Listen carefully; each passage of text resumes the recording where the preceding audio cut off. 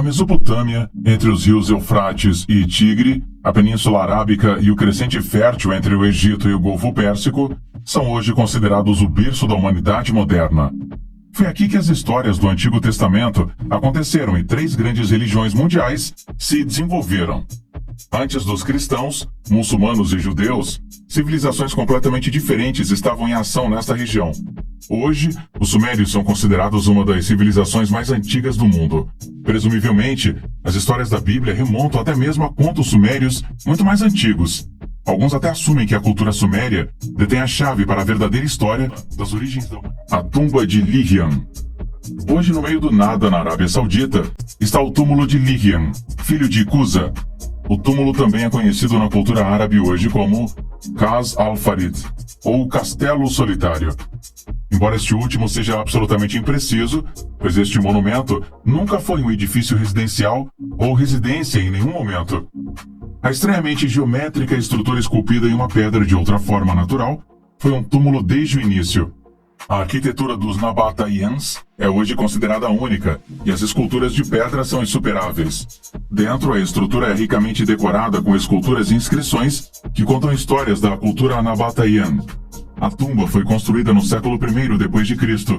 Os Nabatáians eram originalmente uma associação de nômades árabes muito antes da época do Islã. O Islã surgiu até o século VII d.C. O profeta Maomé, que era membro dos Quraysh, ou coreanos, é considerado o fundador da religião. Estes também já foram povos nômades que depois se estabeleceram em Meca. A cultura Nabatáian era politeísta e conhecia 2 divindades principais, Dushara e Al-Uzza. Al-Uzza seria comparável a Vênus dos romanos e era uma deusa da fertilidade. A esposa de Dushara era a deusa Al-Lant. Al-Lant mais tarde se tornou Alá, a palavra para um só Deus. Antes do advento do Islã, 3 deusas eram adoradas em Meca: Al-Lat, Al-Uzza e Al-Manat. A palavra Alá para Deus também era conhecida na Europa, nos Balcãs e nos países do Sul, pouco depois de Cristo e antes. Aí, Alá simplesmente se refere a um Deus. No Islã, a propósito, não há nenhuma disputa sobre o gênero de Deus. Para os muçulmanos, Alá é normalmente menos parecido com uma pessoa e mais um poder misterioso que se expressa através de seu nome. Assim como os conceitos, histórias e o Deus dos muçulmanos têm suas origens em culturas muito mais antigas, o mesmo se aplica ao cristianismo e ao judaísmo.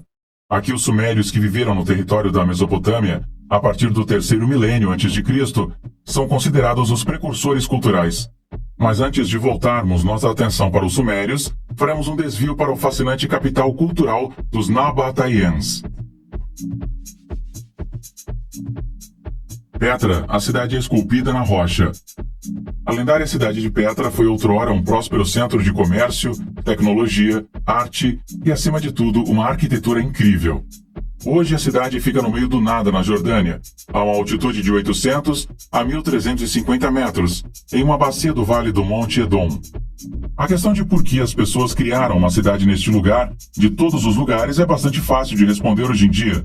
Nos tempos antigos, o dia estava exatamente no cruzamento de 3 rotas de caravanas que ligavam o Egito com a Síria e o sul da Arábia com a região do Mediterrâneo. Petra foi bem escondida por seus construtores. Todo o esplendor só era acessível através de um caminho estreito da montanha ou através de um desfiladeiro de 1,5 km de comprimento, que tinha apenas 2 metros de largura em seu ponto mais estreito. Qualquer um que pudesse fazer o seu caminho, ou que fosse cidadão da cidade, deve ter experimentado um milagre nos tempos antigos. No meio do deserto, os construtores esculpiram 800 edifícios de pedra, incluindo muitos templos, pórticos, um anfiteatro e edifícios residenciais. A cidade tornou-se fértil e verde graças a um engenhoso sistema de irrigação. O edifício mais famoso de Petra é a Casa do Tesouro, Qasr al-Firaun, de 40 metros de altura e 25 metros de largura, que foi provavelmente o local de sepultamento de um rei. Nós agora passamos para os Sumérios, cujos centros estavam a cerca de 1.000 quilômetros a leste de Petra. A cultura suméria na Mesopotâmia.